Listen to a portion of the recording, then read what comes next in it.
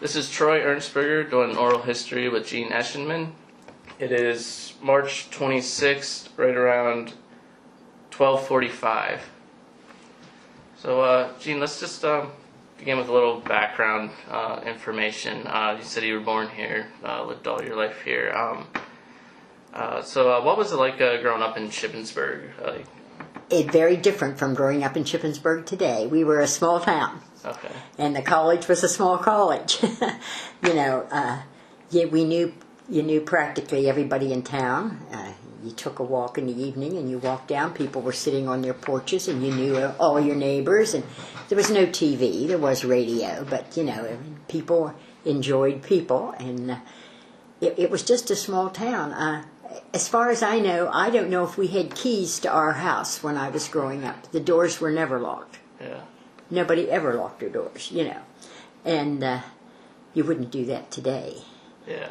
But it wasn't foolish at that time. In the first place, I was born in 1925, so I lived through the Depression, and my parents did. We really didn't have anything anybody would want to steal, I guess, unless it would have been some food. But it was just a nice little small town at the time, and the people who were professors at the university were part of the community and belonged to clubs and organizations and helped with our Girl Scout troops. And Dr. Mulder was at the college at the time, and his daughter Lois was one in my Girl Scout troop. And so he named us the Pleiades, the Seven Sisters. There were 7 of us in my scout troop. Okay. And and he would take us out to the college and would let us look through the microscopes and, the telescopes and everything. And it was just a very friendly relationship. And it's amazing how many of the boys who went to the service came back, and a lot of them were able to go to college that wouldn't have been able to go if they wouldn't have had the GI Bill. So a lot of... my classmates. A lot of your classmates were... I graduated in 1942 in the end of May. Okay. So the December before that had been Pearl Harbor. Yeah. And that really was very life-changing to most of us. Yeah. Because thought we knew what we wanted to do when we graduated. Mm-hmm. But some of our boys left school and didn't even finish the second semester. Oh, okay. They enlisted and left. And so it was... we grew up in a hurry. Yeah. But it was a very pleasant experience. Oh, that's great. So was there you mentioned there was a lot of clubs and things like that. Were there like many local hangout spots that kids would go to? Well, in the late 1930s and early 40s, as I said, I graduated in 42. The hangout was the V Shop, where we could feed the Nickelodeon and dance, and also the M&N restaurant, which was up on Lurgan Avenue, the very last street up in town. Okay. And we would go up there every Friday night and feed the jukebox and dance. And today, I guess kids would have to be hauled there, and maybe because of the situation in the towns and so forth, it's necessary, but we walked. I lived in the east end of town, and almost out this far. Mm-hmm. And, we started. 2 or 3 of us started, and then as we walked along, we gathered up until we had quite a gang walking up till we got up to Lurgan Avenue. And so that and the activities at the school, basketball games and football games in the fall and baseball games in the summer. Yeah. Were about it. We'd had 2 movies in town at the time, which you don't have today. Yeah. But it was, as I said, it was a pleasant experience because we really you knew practically everybody in town. You knew where they lived and. Yeah, that's a nice way to grow up. Yeah. That small town mentality. Yeah. Yeah, that's where I grew up in a small town. So it was a little bigger than Shippensburg, but yeah, you knew your surrounding neighborhoods and everybody. So it was pretty nice. It was even before the day of organized sports for kids because my boys who were born in the late 40s, they never played Little League ball or anything because that was just starting. The kids in the neighborhood formed their own, and they played baseball and they played according to their rules, but they are. Yeah. They changed them pretty often, I think, but that was all right. Yeah. But it gave them a good experience of working and playing with neighborhood kids, and they weren't under anybody's supervision, Yeah. They were out playing until dusk, when it started to get dark, they'd come home in the summer. And so it was very, very pleasant for me and even for them. And after it was starting to change as they were in high school. Yeah. And now, of course, it's completely different. Yeah, I was going to say, now you have to almost pull teeth to get kids out of the house, Yeah. Yeah. Let's see.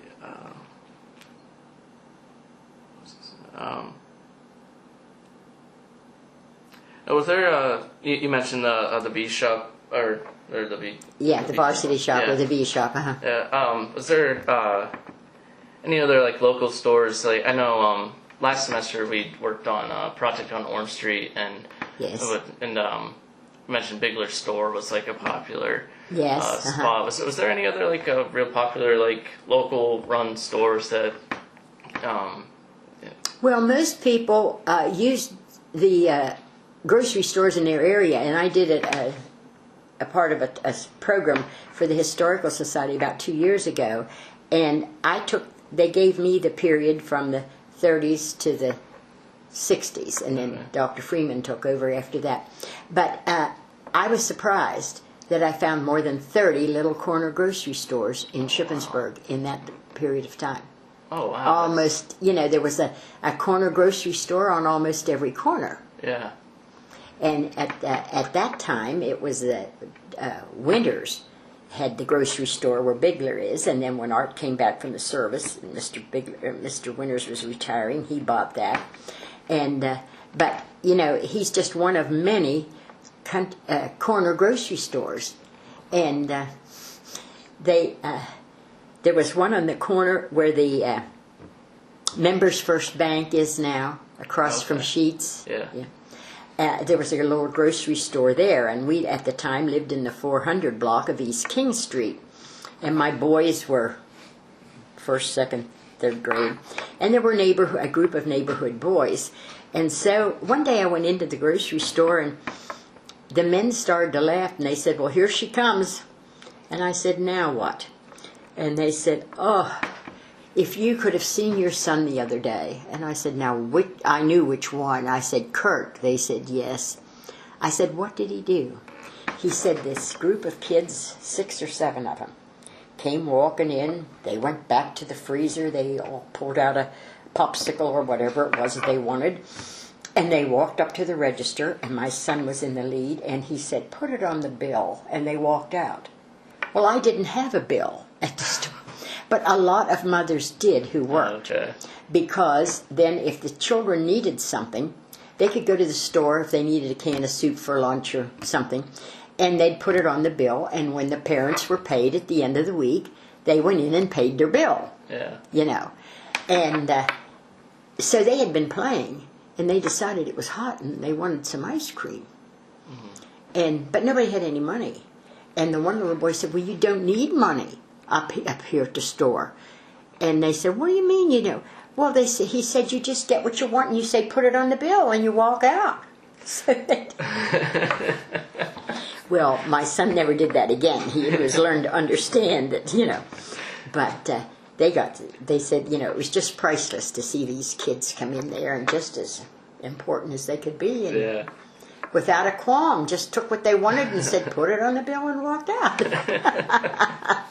So as I say, times have changed. Yeah. Sometimes I say, I've lived too long. This isn't the world I wanted to remember. Mm-hmm. Yeah. Yeah, it's a lot different now. I couldn't imagine. Yes. Even any. It isn't that friendly neighborhood, trusting life that we grew up in. Yeah. Anymore it's all business. It's all money. So in the town, there were a little, I don't remember now if it was 31 or 32 grocery stores that I found from Queen Street, because this development was not in at that time. Yeah. It was just starting. Orange Street was just starting. It was still RFD Yeah. on Orange Street and out here. And so from Queen Street to the west up to Lurgan Avenue, there were 31 corner grocery stores that I could remember. There might have been a few more. I don't know. That's so surprising. I know.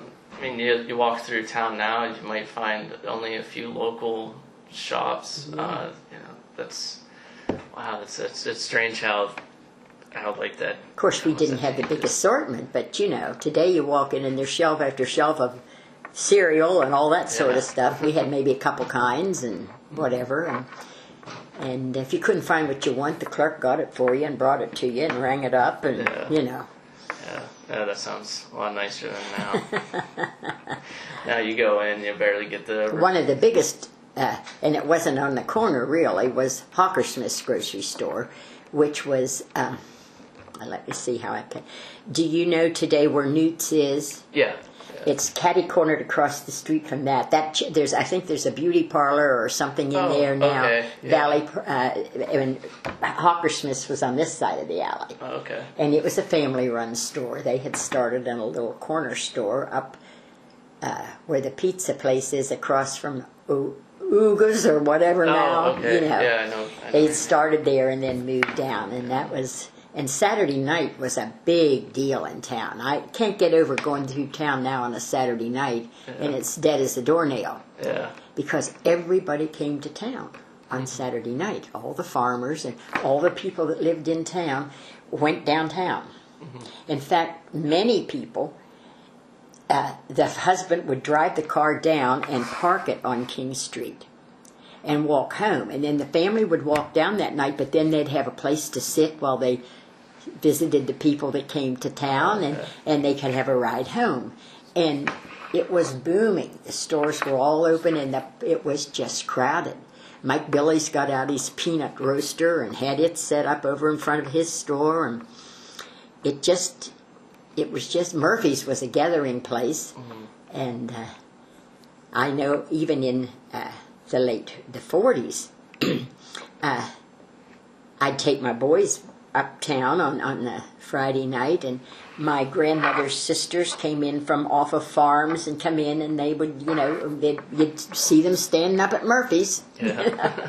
So it was up until the beginning of the 50s. It was pretty much.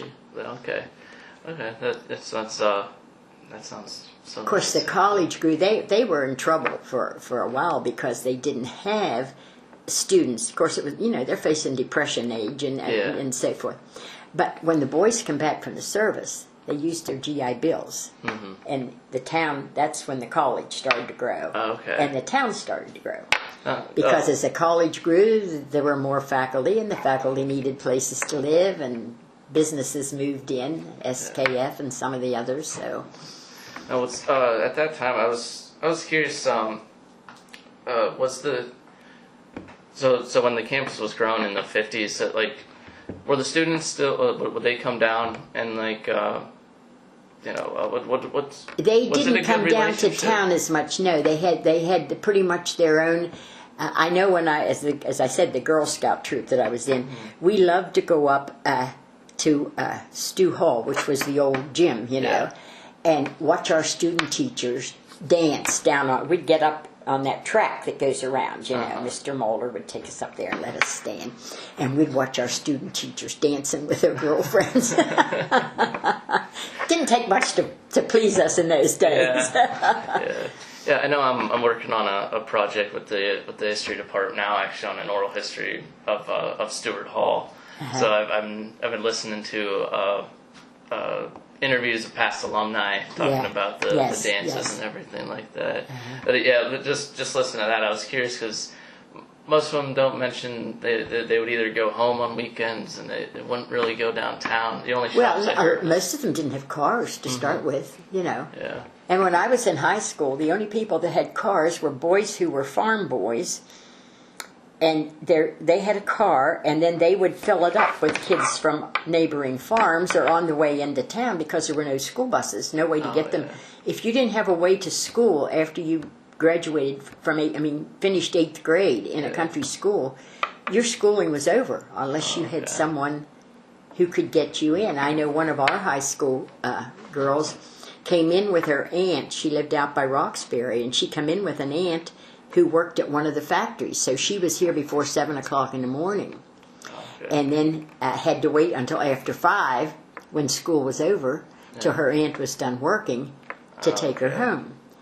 And she was a good example because then her mother would bring her as far as the aunt's in the morning and then pick her up there in the evening and take her back to their farm. And then that didn't work out anymore. So for a year she lived with a girl that she had made friends with in school down in Walnut Bottom area. And she moved in there and lived there for a year. And the lady wouldn't take any money or anything. They were friends, the girl, her daughter and this girl. And she just took her in just like she was. And then her boyfriend, who was 2 years older than her, went to the service. And it didn't have ways in and so forth, and things were rough. She was from a big family and so forth. So they got married and she went with him. Oh, really? And as long as he was in the States. And of course then when he was shipped overseas, she had an allotment that she could rent a little apartment in town. Oh, okay. She ended up working at the university years later, and her husband was in the family business, and they got along fine. But it was hard to finish 12 grades. Oh, wow. Yeah, I can imagine. Yes. And most of our parents were happy to see us graduate from high school. Neither one of my parents had gone that far in school. Oh, okay. They grew up on farms. Yeah. Oh, wow. Yeah, I wouldn't have ever thought of that. And so, it's a different situation. But at that time, you've got to remember that a high school graduation could get you jobs that today a bachelor's degree will get you. Yeah, it's a big difference in that. Our girls could, in the business course or commercial courses they called it, could come out and get jobs in lawyers' offices, doctors' offices, that sort of thing, because they had typing and shorthand and all that stuff from high school. So a high school education was very important. Yeah. Because it meant you... And then Letterkenny moved in, and a lot of the girls went up there and really made out very well that had been in the commercial course. Oh, okay. Now, would this be during World War II then? Yes, during. So Letterkenny, did that employ a lot of people from town? Because I know they. And that's what brought people into the town. People got jobs there, moved here. That's the time when the town started to grow. Up until that time, we were. Okay. Little one-horse town, I guess. Maybe two-horse town. Orrstown was one horse, and Newburgh was one horse. We were two-horse town. Okay. Let's see what else. But to get back to your question, no, there was not a lot of town and gown at that time as such, because the campus they had everything they needed up there. They had the dining hall, and they had stew hall, and they had the athletics, and and and very few cars on campus. Yeah. So it was sort of separate. Town. I mean, I guess it's sort of like that even today, in some ways. Most I come into town a lot. I come into town to eat. But other than that, there's not much really. Yeah. We don't have much to offer. Yeah. ThereThere's not much hangout spots in town. So. No.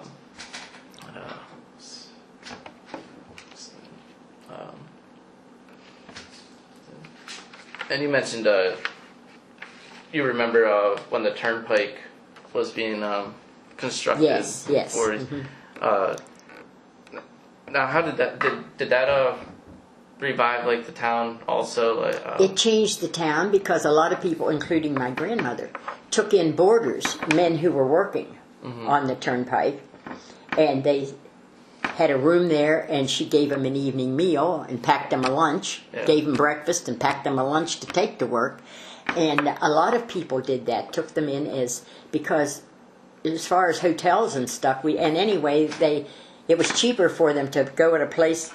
I mean, they probably lived at my grandmother's and got 3 meals a day for maybe $5 a week. Oh, okay. Wow. But you must remember, at the same time, Burkhart's restaurants were serving 25-cent meals. Yeah.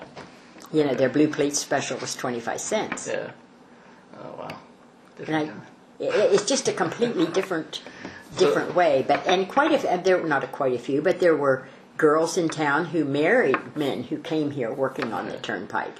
So were most of the workers from different areas brought in through probably the work relief program, stuff like that. So the CCC camps also brought quite a few people to town. So were they mostly? I mean, was it mostly from Pennsylvania these workers came from, or from everywhere? Do you know? Most of the ones that I knew were from Pennsylvania. A lot of them were from like the mining districts and so forth. But and as you know, they got so much pay, but so much of it was sent home to their family, and then they had a little bit to. And they lived almost like in an army barracks. You know, it was the same type of thing that they lived in. But there were girls from town who married these, and they settled here, and their families are still here. That's great. So it did help. Expand the city. So it was a combination of things that had helped the town to grow. Yeah. I guess I want to use the word help. Yeah. But, you know, a combination of the CCC camps, and there was an organization for the girls.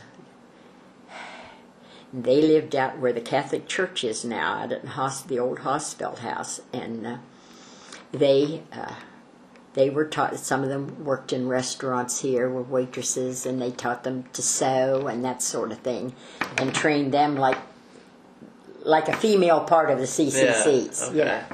Oh, that's interesting. That's great.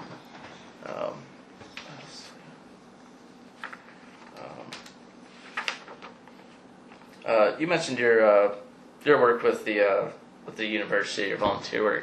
When did you start volunteering with the university?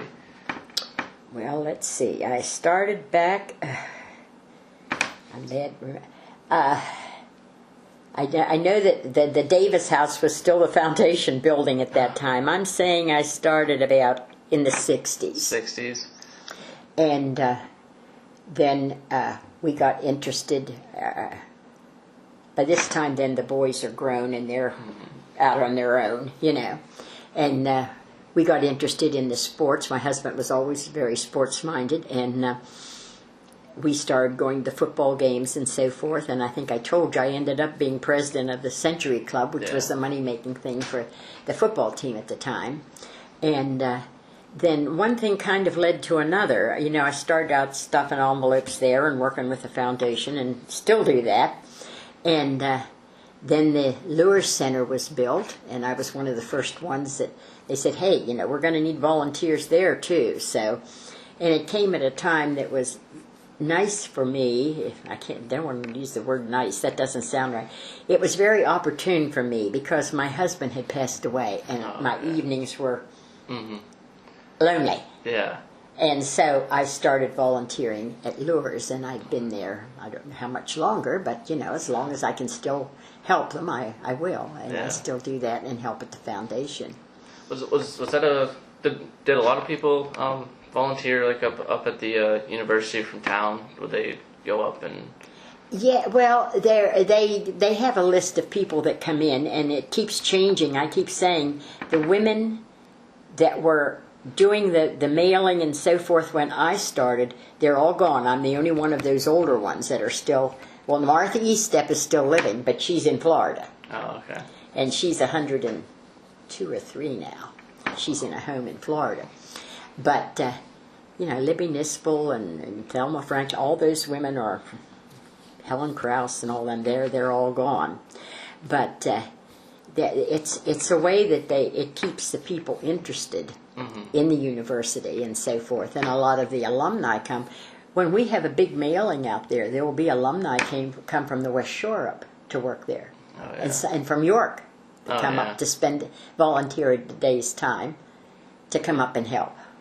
Yeah, I know that there's a lot of alumni still just working with that oral history project, and that so many mention just they'll always come back and help out at Shippensburg and stuff like that.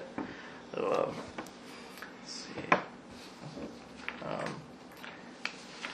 And I think I did tell you, my husband and I are honorary alumni. Oh, really? Out at the university, Oh, that's yes, great. they made us honorary alumni. That's great. So you also established that scholarship with the Yes, university? when my husband passed away, the boys and I decided that instead of flowers, we would give to a scholarship for a Lady Raiders basketball player. Oh, that's great. And it was just supposed to be in his name, but the boys and the university insisted that my name be on it too, so it's a Dick and Jean Oh, okay. found a scholarship. But it was really started in his time Oh, okay. Oh, that's when great. he passed away, because we've been very interested in the sports there. We used to go to the away games too, but then we realized that in football season we didn't have any business being over the mountain going up to Slippery Rock Yeah. and on up further, and so Mansfield. Yeah. But I still go to all the local home games. Oh, really? I got to a couple of the away football games this year, but and of course I always tailgate with it, and I always have to take 2 hot apple pies Oh, yeah. to tailgating. And I think now that I'm 90, I should be relieved of that. Yeah. But they say, oh no. So we'll see. But now the games start earlier, and you really have to get up early in the Yeah. morning to have a hot apple pie ready by 10 o'clock. Because tailgating starts at 10 o'clock now Yeah. instead of 11, Yeah. But anyway, it's lots of fun, and I've met a lot of friends and a lot of interesting people. Parents and students and alumni that come back, and so Oh, that sounds great. Yeah, that's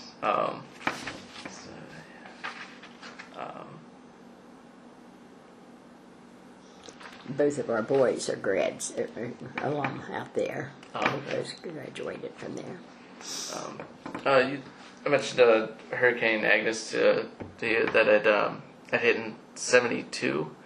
Can you just describe for me what it was like in Shippensburg when the Yes, I can remember because we had an in-ground swimming pool at our place. We lived on Ridge Avenue, which is out Walnut Street. You go off of Garfield and go uphill. Ridge Avenue is only a block long. It runs from Garfield Street up to Walnut Street. Okay. And but anyway, we had the neighbors all came and got the water out of our pool to use like for dishes and that sort of thing because we didn't have water service. Now they didn't drink it, but it was treated with chlorine, and it was probably as safe as what we were drinking. But I can remember a young couple lived in an apartment across the street, and they still say when they see me, I don't know what we'd have ever done during Agnes if we couldn't have come over and got water out of your swimming pool to rinse out diapers, because there was no disposable diapers at this time. Yeah. And so they'd come and get water and heat it to take some kind of a little bird bath or something, but it was a very popular spot at the time because it was pure water. It wasn't, I don't know, I wouldn't have suggested anybody drink it, but it was pure, and we kept it that way, during the time, so that the neighbors and us too. I used it to wash dishes. And How long did that? How long was the area affected by that? Was it Oh, just a couple weeks. just a couple weeks? Okay. And I can remember my husband, at that time we were just starting in the antique business, and one of the auctioneers in town came and asked him to go out to Huckleberry Land, which you probably don't know where that is. It's out in the South Mountain, and it was real primitive. The people that lived there, it was very like Appalachia type place out in there. Okay. And he had to go out to a house, and he asked my husband if he'd come out and appraise the thing of what was left of that furniture, so they could settle, because it was just going to be, it was completely gone, you know. Yeah. But there was one piece of furniture that my son bought, the one that's at Virginia Tech, that was at Virginia Tech, and he liked it. And so he was in school at the time, in college, and he refinished it and has it in his house today. Oh, really? That he bought from that estate. Oh, wow. One of the pieces that could be salvaged, and then the auctioneer, you know, anything else that could be salvaged, the auctioneer took, but there was very little. Oh, yeah. You know, there were scads of newspapers and magazines that were ruined that would have been, because, you know, there wasn't the computer that has it all on the computer then, and some of those early newspapers and so forth would have been of great interest. Oh, yeah, I bet. Yeah. But, it affected not just the town, but... And as I said, I know Dick and I took a walk one night, and we walked over in there at the Branch Bridge, you know, by the library and the house across the street. And here was water flowing out of their basement. Oh, wow. Across the street, you know, coming out there. They had opened the basement windows so the water could run out. Wow. So it really was... it was an experience. Yeah, I can imagine. And an eye-opener to a lot of people. Yeah. Yes, I never, like I said, I never thought of that. I grew up in the western PA. We never got hit by, you know, hurricane weather. If anything, we get, you know, a little downpours here and there. But, yeah, I never thought of a hurricane hitting Pennsylvania being that. That's interesting. And the Newburgh area was very bad hit because the creek there was... about half a mile or so over the land, you know, it was, you couldn't get out. Wow. So, said you and your husband worked with the Historical Society here in Shippensburg. Is that working that, has that connected you closer with the town? Like, do you guys, I mean, I know you guys mostly do like local history, so that yes. Is there any specific periods that you guys my husband was very, very interested in the French and Indian War area. He figured everything had been written about the Civil War that could be written. You know, there were books after books after books, and research had been done. And this area was a hotbed for the French and Indian War, and so he got interested in that and researching that, and that's what started this map thing, because it was the first landowners from mountain to mountain. And and then after he passed away, Mr. Stewart in Carlisle gave money that his maps could be protected and so forth, and for Paul Barner to continue who had gotten interested, and he's still working today on it. Oh, that's great. Much easier today for him, because all this stuff he has now in the computer, where Dick would have to write a letter down to the state and ask for such and such patents, or, you know, give them the numbers, and then it would take a couple weeks till he'd get them, and oftentimes they were wrong. Well, then they said, won't you help us with this? Because it would be the number that he sent them, but it would be for someplace out in the western part of the state. Oh, okay. You know, not here. But the number was right, but it was for the wrong place. Yeah. You know. And so he got very interested in that period of time. But local history we were always interested in. Yeah.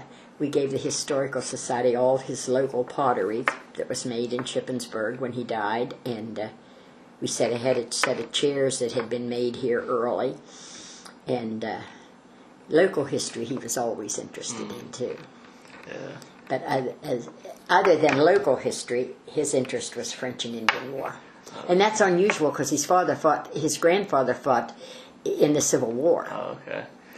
Yeah. But he just felt that, you know, there was a lot of information on that, and it had been researched. But the French, just near the time before he died, we could see how, when we would visit some of these places, that they would be enlarging parking lots, or they could be, you know, the interest was growing, and they were, now it's a lot of interest in the French and Indian War around this area. Yeah, that's actually what for Dr. Berg's class. I'm doing my research paper on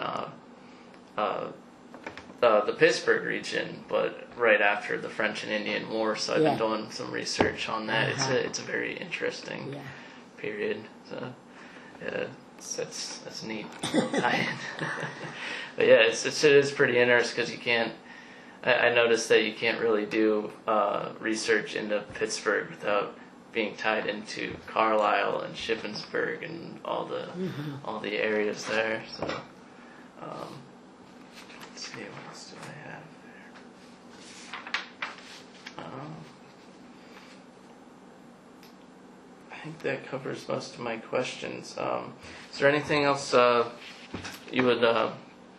you think would be important about like the history of Shippensburg that you can remember as significant? Well, I think one of the important things is that the Historical Society has really grown. It started out as a little social group meeting in the Lures, Henry Lures's house, he and his wife. And people don't, but the members today said, they can't understand. We were at a meeting one time, not a meeting of that, but another thing, and I mentioned, it was a civic club meeting where women were there, and I mentioned that Dick and I were considering joining the Nouvelle Historical Society. And they said, why would you join Nouvelle? And I said, well, we're both interested in history, and 2 or 3 years before that, we had told a member of the Historical Society that we would be interested in joining. And we were told that as soon as there was an opening, they would let us know. Well, we had waited over 2 years. Yeah. And these women said, what do you mean, an opening? And evidently the person that we had contacted was the wrong person. And so we joined Shippensburg instead of Nouvelle, which made sense, and became very active and very interested in it. But up until that time, it was, and now, in fact, it's growing, and people are giving things,